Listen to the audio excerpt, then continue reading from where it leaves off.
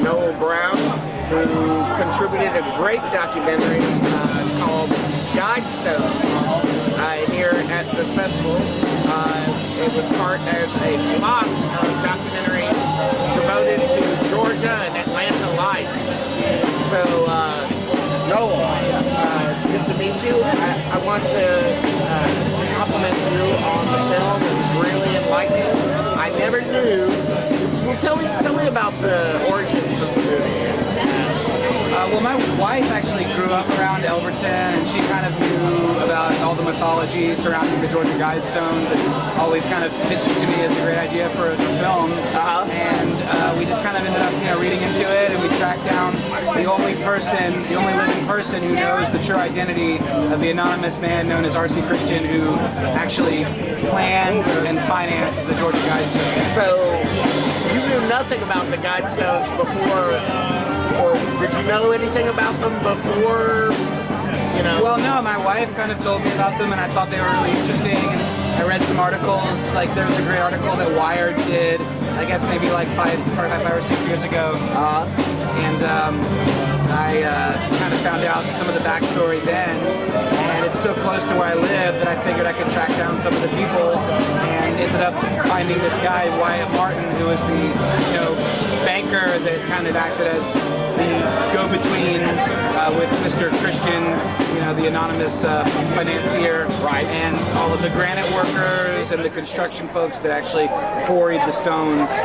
But just to back up a little bit, the Guidestones are a granite monument that sort of resembles a Stonehenge type configuration of granite slabs that are inscribed with 10 sort of, you call them commandments, they call them precepts, that would sort of guide a re-emerging civilization, right, in the event of some nuclear holocaust or end of the world scenario. Right. And most of the precepts are very environmental sounding, very replenish the earth. Yeah, replenish the earth. Yeah, exactly. And live in concord with nature. Yeah, exactly. And things like that. But there's that one. There's the first one, actually, as it turns out, which is maintain humanity under 500 million in perpetual balance with nature. And the misunderstanding that a lot of people have, they don't realize that that's an environmental concern too. That overpopulation is an environmental concern as well. Exactly. And instead,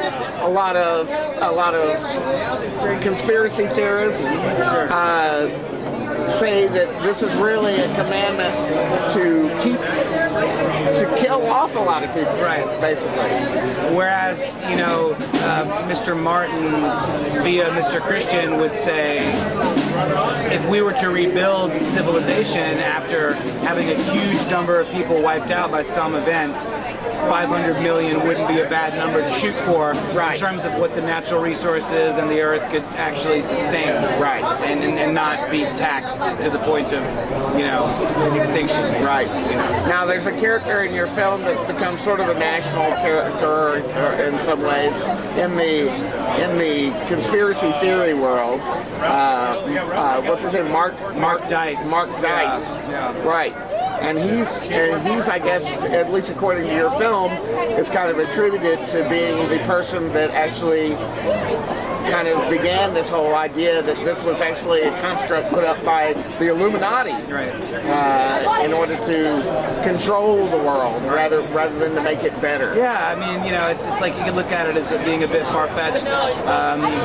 There are are some similarities between the name R.C. Christian and like the Rosicrucian order. Right. Some people attribute as being like a sort of an offshoot of the Illuminati, things like the Bilderberg Group, and all of these supposedly nefarious secret societies like Skull and Bones and things like that. I mean, you take it for what it's worth. I kind of try to offer various perspectives, and you end up kind of wanting to make your own decision at the end of the film as to what it's all about. I like that your film didn't come in with any kind of preconceived notion as to what they were, and it just tries to look at the facts, and the facts according to the one guy alive that does know the facts, and it builds to a great climax to the film, which I hope everybody gets a chance to see it, because I won't give anything away, but it's just a great piece of work. The film is it's like about 30 minutes. Oh, it's about 30 minutes. It just goes by just like that. It was really something else. Thank you, man. And I wish you the best of luck with it. I think you have a good shot at winning an award here for it. So, nice talking with you. I definitely voted for you. Awesome. Cool. So it's really great. Enjoyed it. Noel Brown, the director of Guidestones, a great 30-minute documentary. Hopefully playing near you very soon. Become a member of the Movie Geeks United family. Follow us on Twitter at twitter.com/moviegeeksunite, Facebook at facebook.com/moviegeeksunited, YouTube at youtube.com/moviegeeksunited, or bookmark our website at moviegeeksunited.net. And you can also access our entire library of programs, including more than 600 filmmaker interviews, right here on Blog Talk Radio at blogtalkradio.com/moviegeeksunited.